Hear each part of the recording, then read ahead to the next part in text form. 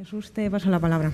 Muchas gracias, Elsa. Buenos días y gracias también por la invitación a poder aportar algo, a añadirme a esta iniciativa de la que siempre me he perdido los 2 días previos entre compromisos de, en fin, los que tenemos todos, clases y derivados. Básicamente, para añadir algunas notas a lo que, por lo menos en la sesión de hoy, ya iba planteando Mariano acertadamente desde el principio, haría, por lo tanto, ya digo, más bien notas que un discurso completo, digamos. Y arranco yendo quizá en sentido contrario, porque se supone que el propio seminario está yendo de lo general a lo particular y, sin embargo, todavía, en lo que va a ser la última presentación del programa, pretendo, ya digo, ir en sentido contrario y volviendo otra vez a lo general.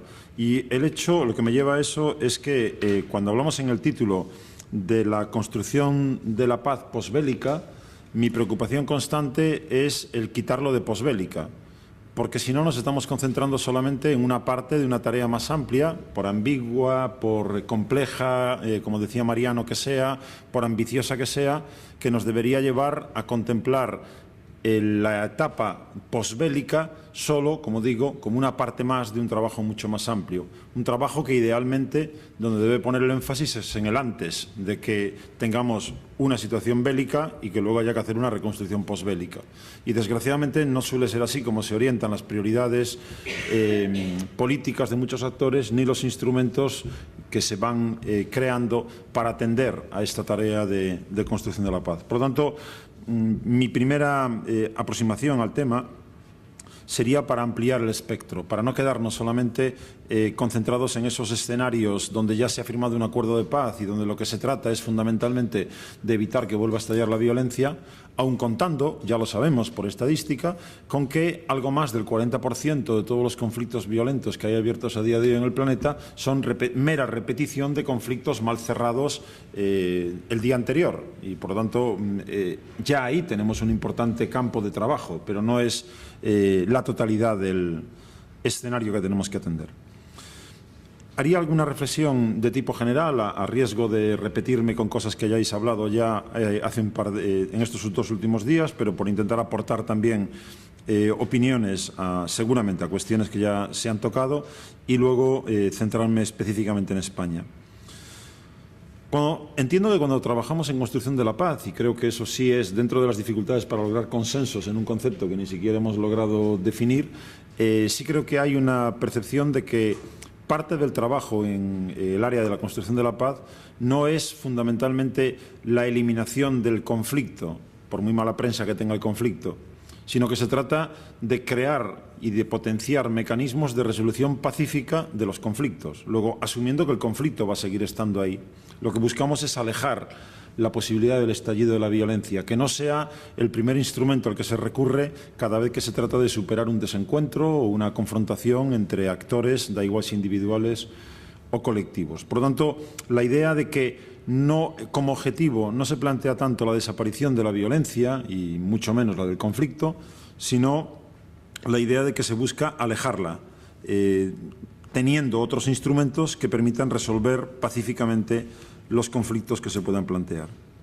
Por otro lado, tenemos que entender construcción de la paz también como una tarea permanente, una tarea permanente que afecta a todas las sociedades. Es decir, suponer que hay alguna sociedad inmunizada desde esa perspectiva de conflictos violentos sería un error. Es decir, en España, siendo un país que definimos como un país que goza de estabilidad estructural, la construcción de la paz hay que seguir trabajándosela cada día. Pues lo mismo en ese tipo de países, con más razón, si queréis, en los frágiles, fallidos o como queramos denominarlos. Por lo tanto, tarea permanente que afecta a todas las sociedades y que lleva, por lo tanto, a esfuerzos sostenidos. Y ahí ya empiezan los problemas, porque cuando se trata en el marco global de la seguridad internacional, de lo que hacen o de lo que hacemos, si pienso en España, constructores de paz externos, una de las características claras es que no hay tales esfuerzos sostenidos. Cuando actuamos, y actuamos selectivamente, lo hacemos con un marco temporal muy definido, corto, empezamos por meses, a lo mejor alargamos luego la misión de paz o alargamos luego el proyecto que se había ideado inicialmente, pero cuando hablamos de construcción de paz necesitamos pensar en generaciones. Creo que no tiene mucho sentido, lo voy a decir, pero creo que no tiene mucho sentido porque ponerle cifras a esto, se nos dice a veces que son necesarios como mínimo 15 años para cerrar una herida de una violencia que haya estallado en un país, por ejemplo, en un conflicto intraestatal. Pueden ser 15, pueden ser 30, dependerá de muchos factores. Pero lo digo y por lo tanto, pronuncio esa cifra para darnos una idea de la necesidad del sostenimiento del esfuerzo si queremos ir más allá de los síntomas visibles de la violencia y actuar en las causas profundas que pueden alimentar esos procesos.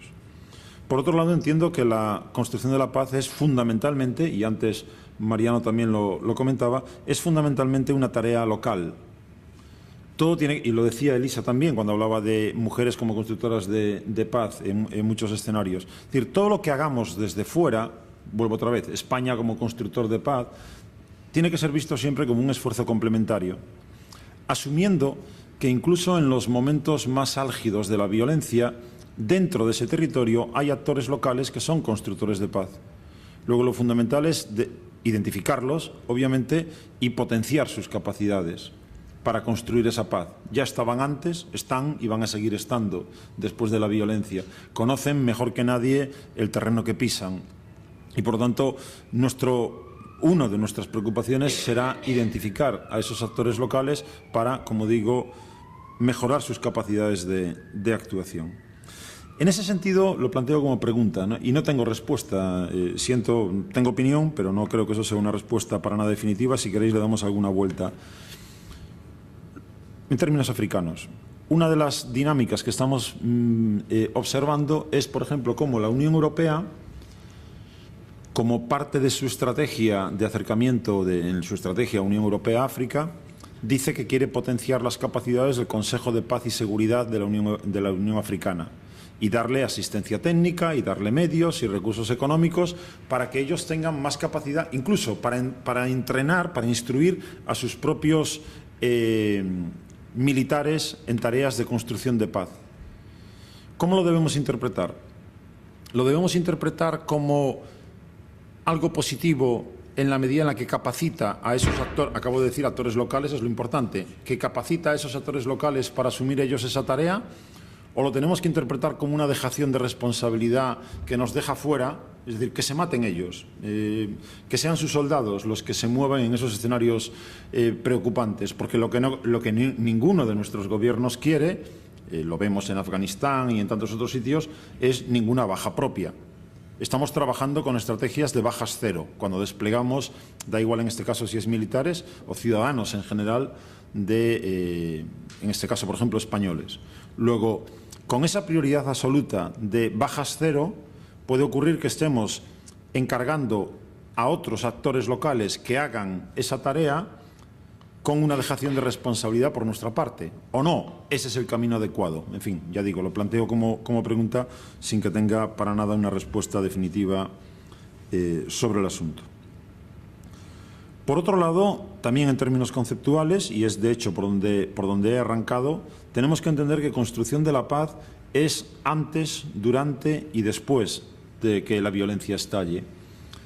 Y en ese sentido me preocupan, por ejemplo, la Comisión de Consolidación de la Paz, creada en estos últimos 3 años, recordemos que es un organismo, en primer lugar, solo para la ONU, para coordinar los diferentes agencias y actores dentro de la familia ONU, y solamente para atender a reconstrucción posbélica. Es decir, una vez que se ha firmado la paz, cómo generamos un ejercicio coordinado de apoyo a la salida de esa situación bélica. Eso es reconocer ya desde el principio el fracaso de todo lo anterior, el fracaso de cualquier enfoque preventivo. Es decir, estamos renunciando ya no al durante, ya no a la gestión del conflicto, sino que estamos renunciando fundamentalmente a la prevención del conflicto violento. Y ahí basta con ver el instrumental que manejamos y veremos inmediatamente que tenemos poco instrumental para el antes.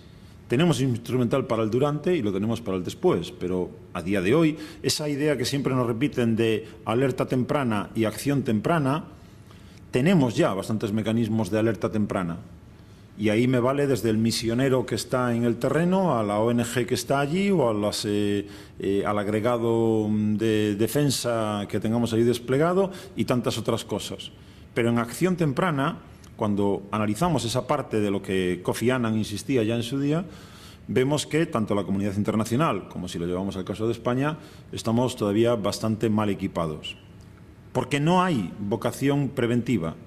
Seguimos pensando que lo fundamental, cuando actuamos desde la perspectiva de la seguridad internacional, lo fundamental sigue siendo establecer cordones sanitarios que no afecten a los intereses vitales que tenemos en juego. De tal manera que si conseguimos garantizar esos intereses vitales generando un cordón sanitario que no permita expandir el conflicto, a partir de ese punto, si lo digo en términos un poco brutos, que se maten hasta que se aburran. Ese es básicamente el enfoque. Luego ya estamos asumiendo que van a chocar y que va a haber violencia. No estamos poniendo en marcha esa estrategia preventiva que hace, por lo tanto, que al final, de hecho, en términos conceptuales, yo recuerdo cuando estábamos elaborando ese documento de la Estrategia Española de Seguridad, las peleas que teníamos con las palabritas, porque el peace building de la Comisión de Consolidación de la Paz lo querían interpretar como construcción de la paz. Y nosotros insistíamos en que eso no era construcción de la paz, era solo una parte de la construcción de la paz y que no cogiéramos la parte por el todo, que no olvidáramos todo lo demás. Y en esa medida, lo que yo puedo expresar es la insatisfacción que teníamos de ver que no quedaba suficientemente reflejada esa idea amplia, ambiciosa y a lo mejor irreal incluso, hasta puede ser, pero que si no es renunciar, como digo, básicamente a gran parte del trabajo que hay que hacer. Y por último, en cuanto a cuestiones, ya digo, de tipo general, conceptual incluso, creo que interesa destacar otra vez, sobre todo por el escenario internacional en el que nos movemos y del que España forma parte, que la construcción de la paz es fundamentalmente una tarea civil, no militar. Porque si hablamos de reconstrucción posbélica, muchos, cuando oyen ese concepto, lo que ven es cascos azules. Y si hablamos de gestión de conflictos, lo que ven es cascos azules. Y, por lo tanto, quedarían fuera otros muchos instrumentos que, en muchos casos, deberían actuar antes y deberían actuar a mayor nivel de lo que pueda hacerse con una operación internacional de paz. Por lo tanto, yo entiendo que la construcción de la paz es, como digo, fundamentalmente una tarea civil con un complemento o con un componente militar que solo de manera muy puntual debería ser el protagonista del esfuerzo. Me preocupa desde ese punto de vista dinámicas de tipo regional y con conexión española, como la que estamos viviendo esta semana pasada, puesto que se está desarrollando un ejercicio a gran escala en el Sahel con AFRICOM, con el mando estratégico estadounidense y por primera vez con participación española. Bueno, pues maravilloso. Recordad que AFRICOM se estaba planteando como, nos lo estaban vendiendo como una posibilidad de mejorar la coordinación en el terreno humanitario de actores muy distintos coordinados por Estados Unidos. Y resulta que las primeras maniobras, y para eso los ejércitos hacen maniobras, no pierden el tiempo haciendo maniobras en un sentido si su objetivo es el otro, porque tienen que ensayar la maquinaria para ese objetivo que tienen. ¿Y cuál es el objetivo? Terrorismo en la zona del Sahel. Y a eso, con el enfoque humanitario que se le daba desde el principio, se van a subordinar muchas otras agendas. Y desde esa perspectiva tenemos que analizarlo también cuando se ve que España participa en este juego, a día de hoy, ya digo, en este primer gran ejercicio militar lanzado por AFRICOM.